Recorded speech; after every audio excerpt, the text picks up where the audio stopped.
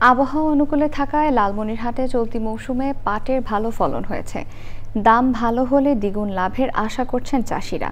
লালমনিরহাট থেকে মিজানুর রহমান মিটুর তথ্য, ভিডিও চিত্রে আল মুকসিদের রিপোর্ট। বান্ডেল থাকলে প্রতি সেনমানিতে টাকা বাঁচবে। বিকাশ সেনমানি বান্ডেল কিনে জিতুন প্রতি লেনদেনে। এবার জেলায় 5টি উপজেলায় পাটের আবাদ ভালো হয়েছে। পাট কাটা ও পচানোর প্রক্রিয়ায় ব্যস্ত সময় পার করছেন চাষিরা। গত কয়েকদিনে বেশিরভাগ জমির পাটই কাটা শেষ হয়েছে। বিঘা প্রতি 8 থেকে 10,000 টাকা খরচ করলে 6 থেকে 7 মণ পাট পাওয়া যায়। বাজার মূল্য ভালো থাকলে 20 থেকে 22,000 টাকা বিক্রি করা যাবে বলে মনে করছেন কৃষক। এবার পাট খুব ভালো হয়েছে, যদি দাম ভালো পাওয়া যায় তাহলে আমাদের লাভবান হবে। আজ পাটের দাম না থাকে লাভবান তো হইতে পারবো না। 2.5 দিন মাটিতে পাট আবাদ করছি, ফলন ভালো হয়েছে, লাভ হইবে। পাট তো ধানের বাদ থাকি পাটের আবাদ ভালো, কিন্তু পোষায় না।